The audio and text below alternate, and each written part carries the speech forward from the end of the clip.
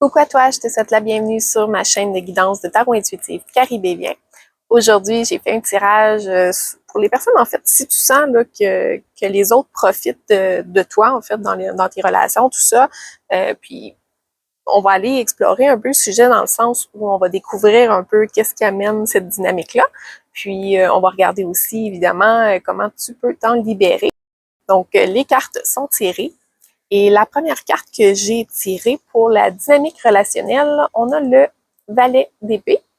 Et on voit le valet, dans le fond, de un, c'est une dynamique qui est très fragile.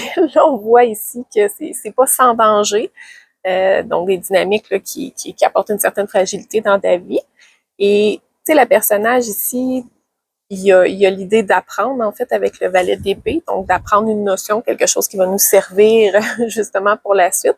Donc, pour toi, il y a vraiment quelque chose à retirer de ce que tu vis, peut-être à répétition, ou que ce soit dans une relation ou dans plusieurs, mais il y a vraiment un message que tu dois comprendre à travers ça. C'est ce qu'on va aller découvrir ici. Et, tu sais, le personnage, elle passe ici dans quelque chose de fragile, tout ça. Il y a deux oiseaux, puis je sais pas si on voit bien l'espèce de tourbillon qu'ils font autour de la personne, mais c'est sûr que ça l'aide pas. Là, on doit être quand même agile pour traverser d'un côté à l'autre. Il faut faire attention. Là, les oiseaux qui tournent autour, ça peut nous déconcentrer, ça peut être problématique. Donc bref, les cartes d'épée, c'est des cartes de communication. Puis, on sent en fait avec cette carte-là que tu es probablement beaucoup sollicité par les personnes. Donc, les gens communiquent avec toi, donc ils vont te donner des informations, ils vont discuter. Bon, ils apportent peut-être plusieurs choses, mais souvent, ce qui est problématique avec le valet d'épée, c'est que les personnes sont all talk, donc ils vont parler, mais ils agiront pas nécessairement. Donc, ce que ça fait en sorte, quand je regarde la carte qui vient ensuite, c'est cette carte-là ici, le roi de denier, en fait, qui représente ton état d'être. Ce que ça fait, c'est que cette personne-là qui prend pas nécessairement ses responsabilités, qui va dire « Ah oui, mais tu sais, il faudrait que je fasse ça, bon, X, Y, Z », puis la personne elle peut te monter un bateau. Souvent, je peux les appeler un peu les violonneux, là. Ceux qui viennent te jouer du violon, tout ça, pour te dire qu'est-ce qui se passe dans leur vie. Et étant donné que tout est représenté par le roi de denier, souvent, ça fait en sorte que toi, tu es une personne peut-être beaucoup plus responsable, une personne beaucoup plus terre à terre, quelqu'un qui va être plus justement dans le concret, mettre des actions en place, tout ça, prendre des responsabilités, ça se peut que ça te valorise aussi. Mais évidemment, quand on est avec des gens qui, eux, vont peut-être des fois délaisser leurs responsabilités ou garrocher ça un petit peu dans les mains de l'autre, ben ça fait en sorte que c'est instable, un peu comme dynamique relationnelle. On voit ici que tu es de plus en plus méfiante peut-être avec les personnes autour de toi, dans le sens où même si tu es généreuse, même si tu aimes ça donner, tu aimes ça, tu sais, quand même prendre certaines responsabilités, ben c'est comme si à un moment donné, là, si ça fait plusieurs fois, ben, tu commences à être un petit peu plus méfiante, donc c'est tout à fait normal. L'autre carte qu'on a ensuite, c'est la carte de la racine de la problématique. Et là, je t'explique dans le sens où ça ne veut pas dire que c'est une manière correcte d'agir comment l'autre personne agit. Toutefois, moi, j'utilise beaucoup le tarot en termes de croissance personnelle, en termes de débloquer des blocages, des prises de conscience, tout ça. Ce qui est important de retenir, c'est que celle-là, on ne pourra pas le changer, là. Même si on se dit, oui, mais c'est l'autre qui devrait pas me donner qui devrait pas me parler de tous ses problèmes, par exemple, qui devrait pas tout me mettre ça dans la main. Mais à quelque part, je veux dire, ça, c'est l'autre personne. Nous, on peut pas gérer cet aspect-là. Et je ramène toujours ça, en fait, au consultant. Et là, ici, donc la racine de la problématique, c'est le 10 de bâton. Donc, il y a différentes choses qui me sont venues avec le 10 de bâton, dans le sens où ça peut être en lien avec le fait de, justement, là, on voit qu'elle a beaucoup de bagages, tout ça, elle traîne beaucoup sur elle, tout ça. Tantôt, on parlait de responsabilité. C'est aussi une carte qui a une tendance à en prendre beaucoup sur ses épaules. Et à quelque part, c'est aussi à toi, en fait, de réaliser que toutes les responsabilités ne t'appartiennent pas. Donc ça, c'est un petit peu qu'est-ce qui a conscientisé dans le sens où, oui, l'autre personne peut arriver avec des problèmes. Bon, là, je te dis pas Les personnes, une fois de temps en temps, ça arrive, tout ça, on s'entraide, bon, ça, c'est une chose. Mais je parle des gens qui vont sans cesse remettre leurs responsabilités entre tes mains, puis que toi, tu fais comme, ben, je suis quelqu'un de généreux, tout ça, puis j'aime ça jusqu'à un certain point, prendre des responsabilités. Oui, c'est correct d'aimer prendre des responsabilités, mais on ne doit pas prendre le poids du monde non plus sur ses épaules. Donc ça, c'est un petit peu à conscientiser. L'autre chose, c'est que le chiffre 10, c'est en général une fin de cycle, la fin de quelque chose. Et ce qui m'est venu, c'est que parfois, on a tendance à ne pas vouloir mettre fin à certaines relations, même si elles sont très fragiles, même si elles nous apportent pas de bien, même si c'est plus du blabla qu'en réalité des actions précises qui sont faites. Donc, parfois, il y a peut-être cette idée-là que on a de la difficulté à mettre fin à ces relations-là, à faire du ménage à ce niveau-là. C'est pas tout le monde qui est à l'aise avec ça. Et ici, ça ressortait un peu avec la carte. La prochaine carte qu'on a, c'est la belle reine de coupe. Et c'était pour la position à conscientiser. Dans le fond, qu'est-ce que tu as à conscientiser par rapport à ce sujet-là? Et la reine de coupe, c'est une des plus intuitives, en fait, dans le tarot. Puis, tu sais, t'as aussi la papesse qui va arriver un petit peu plus loin. Fait que, tu sais, ça montre beaucoup d'émotions, puis d'intuition. Mais la reine de coupe, c'est vraiment une reine qui va être à l'écoute. Mais pas juste à l'écoute verbale. C'est pas juste à l'écoute de qu'est-ce qui se dit, mais à l'écoute aussi de qu'est-ce que ça génère à l'intérieur de soi comme émotion. Les émotions viennent un peu de notre âme dans le sens où elles nous communiquent des informations. Et c'est beaucoup ça, en fait, qu'il va falloir peut-être travailler jusqu'à un certain point. Dans le sens où si tu es réellement à l'écoute de ce qui se passe à l'intérieur de toi, quand tu es face, par exemple, à des personnes comme ça, ben tu risques de réaliser plus rapidement, en fait, qu'est-ce qui se passe, la dynamique qui est en cours et pouvoir mettre un stop plus rapidement. Donc, c'est vraiment d'être à l'écoute de soi, à l'écoute des émotions que ça génère. Puis des fois, même l'intuition, tu sais, on s'entend, là, émotion puis intuition, c'est pas exactement 100% la même chose, mais dans le sens où les émotions vont susciter quelque chose à l'intérieur de toi. L'intuition, ça va arriver vraiment comme une, moi je peux dire, comme une connaissance soudaine de ce qui se passe, mais que tu peux pas nécessairement encore exactement indiquer pourquoi tu en arrives à cette conclusion-là, par exemple. C'est un peu particulier. Je t'invite à développer de plus en plus ça, en fait, au fur et à mesure que tu avances dans ta vie, parce que c'est un guide extraordinaire et une façon simple, en fait, que tu peux utiliser pour justement rester plus connecté, peut-être à l'aspect émotionnel, à l'aspect intuitif, ben, c'est d'écrire un peu à tous les jours. Donc, si tu écris justement, bon, ben, X, Y, Z m'a demandé telle chose, m'a raconté telle histoire, tout ça, m'a monté un bateau, puis là, veut que je fasse telle chose. Mettons qu'on a décidé d'accepter, mais qu'on sent que c'est pas sain ou que c'est pas cohérent avec nous, ou tu sais, qu'il y a quelque chose là, qui accroche, ben d'écrire au fur et à mesure, c'est sûr et certain que ça peut t'aider justement à rester plus à l'écoute, plus consciente de ce que ton monde intérieur, en fait, t'amène comme révélation, en fait. Par la suite, on a la carte ici du chevalier de bâton. Donc, en fait, chevalier de bâton est en position de ce qui te nuit.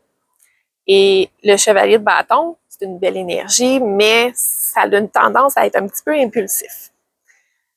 Donc, parfois, quand les gens arrivent justement avec ça, même si on est quelqu'un, tu sais, comment je pourrais dire, qui est quand même terre à terre, ça peut nous arriver quand même des fois de, tu sais, la personne arrive avec tout ça, puis elle nous raconte, puis là, ça, tu sais, il me semble qu'on est comme on tombe dans son énergie, puis on se met peut-être à moins réfléchir, en fait, justement, à ce qui se passe, puis on dit oui peut-être trop rapidement. On accepte trop rapidement quelque chose. Puis justement, tu sais, c'est sûr et certain que ça t'aide pas nécessairement parce que après ça, ben, on se sent pris, là. On se sent pris un peu dans la situation, puis à faire peut-être quelque chose que si on avait pris un petit peu le temps de s'écouter, de un, peut-être qu'on aurait réalisé que l'autre personne, c'est pas nécessairement la réalité là, qu'elle nous dit, ou que c'est pas nécessairement notre responsabilité, en fait, de faire quelque chose à ce moment-là. Puis ça nous permet d'aller moins vite en affaires, là, en fait. Fait que c'est vraiment ça qu'il faut retenir. La carte qui est juste à côté, en fait, c'est aussi le plus gros défi. Donc, c'est vraiment deux énergies un peu contraires dans le sens où ici, c'est vraiment le feu, tout ça, la rapidité. Puis la carte du pendu, c'est plus une carte d'eau, en fait, là, une carte de coupe. Donc, c'est plus au niveau des émotions. Donc, ça revient encore là au niveau des émotions. On voit que le personnage est suspendu. Il est au-dessus d'une espèce de tourbillon d'eau, tout ça avec plein de signes. Donc, il y a beaucoup l'idée de prendre un temps de pause. Il y a même le petit signe de pause ici, là, c'est très pâle, là, mais bref. Le plus gros défi, c'est ça, c'est de faire une pause avant d'accepter quoi que ce soit, avant d'aller plus loin dans une relation pour justement se donner le temps de se reconnecter à soi, à ses émotions, de voir avec une autre perspective qu'est-ce qui est en train de se passer. Et ça permet, justement, là, si ici on a tendance à être impulsif, mais si on dit ah, tu sais, je prends le temps d'y réfléchir, je te reviens là-dessus, ben là, ça ouvre un monde de possibilités en termes de oui, tu sais, là, je peux dire oui, je peux dire non, oui, avec des conditions, tu sais, il y a beaucoup plus cet aspect-là qui sort avec ces cartes-là.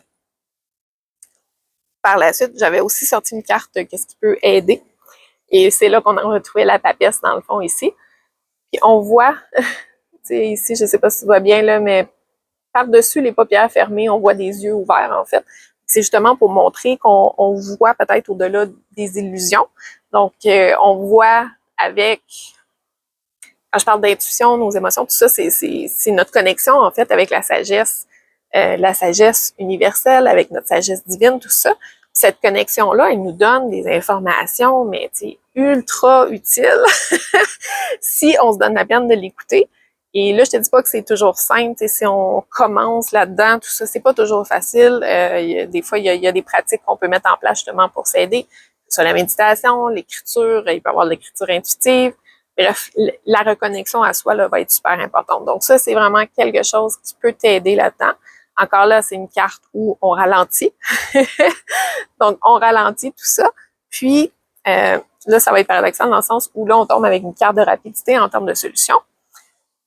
Mais c'est vraiment comme on focus sur notre ressenti, on focus sur notre intuition pour, avant d'accepter quoi que ce soit. Puis l'autre chose ici, moi je pourrais dire, je te dirais, les cartes de bâton, c'est des cartes d'intention.